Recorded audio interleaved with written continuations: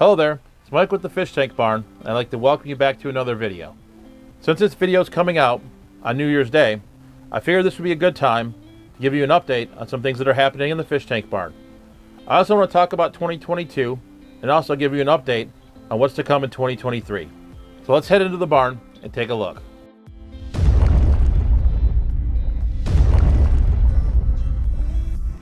So first, let's talk about my 55-gallon tank that's home to my Cyprichromis Leptosoma blue flash. While there have not been any drastic changes, these fish do continue to breed at quite a good clip, with two of the females releasing fry about once a month or so. I originally purchased this colony at our club auction in November of 2021 and really couldn't be happier to see how this colony is growing and progressing. And since Cyprichromis are hard to come by, this is definitely a fish I want to get out to some of my other fellow fish keepers.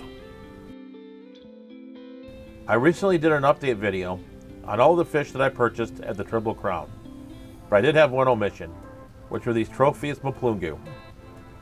As you can see, the original group of 3 have spawned, and there's quite a few fry scampering around the tank looking for food. Since I started with only 3 fish, I was a little worried that I might have some trouble getting this colony going, but thankfully that was not the case.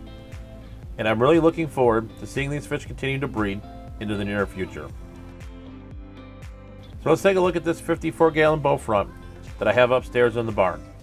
A couple of weeks ago, I decided to completely redo the aquascape.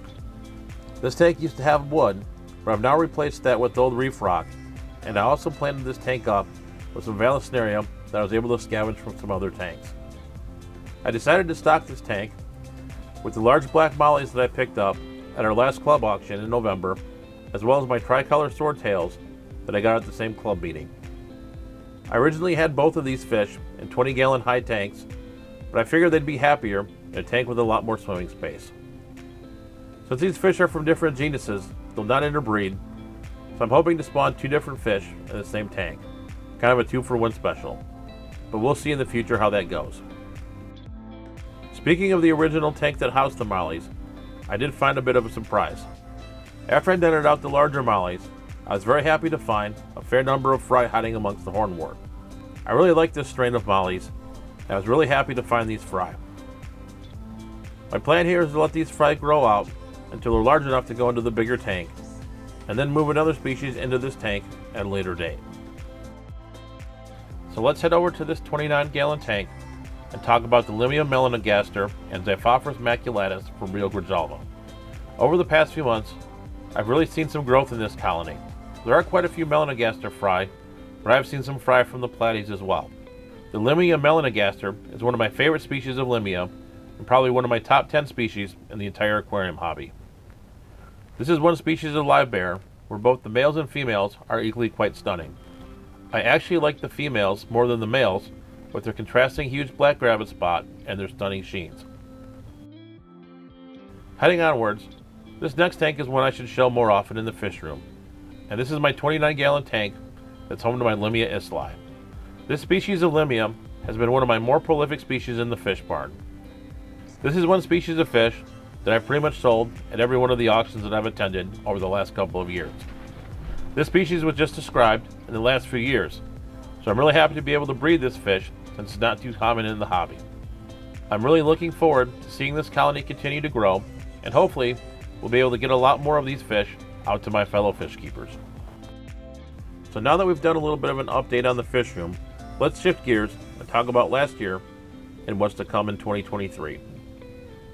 When I think about 2022, there are really 2 things that I think were highlights. One of those were the breeding successes of fish like the Tropheus and Cyprichromis that you saw earlier, as well as some of the rare live bearers like the Tropheus Mplungu and Limia Melanogaster. Going into 2023, I really want to continue this trend with the rare live bearers. I really want to find some new live bear species to breed, as well as improving my breeding success on some of the species that I've been struggling with. I also want to expand my horizons a little bit and see if I can have a little bit more success with some of the egg-laying species, like the glow light danios we spoke of in last week's video, as well as maybe some Corridor's catfish. But we'll see how that goes, and I'll keep you updated as 2023 rolls along. The other highlight from 2022 was the conventions. I really enjoyed reconnecting with old friends, as well as meeting people in person that I followed online for years. I also enjoyed being able to find rare fish and see some really cool things like Rusty Wessel's fish house and his beautiful fish ponds. The American Library Convention in 2023 will be in Kalamazoo, Michigan, so as long as the schedules align, I'll be attending that, and I'll more than likely be attending Aquacella Chicago, Aquaticon, and maybe the OCA again. We'll see how the schedules line up once more things are announced. One other goal for 2023 is that I want to spend more time in the fish room in the coming year. For parts of 2022, I really felt I was just going into the fish room, feeding, and not really spending the quality time in the fish room that I would really like to. So spending that 1 hour a day in the fish room really needs to become a priority. I really do hope you have a wonderful holiday season and a great new year. So with that being said, stay safe, stay fishy, and I'll see you in the next video.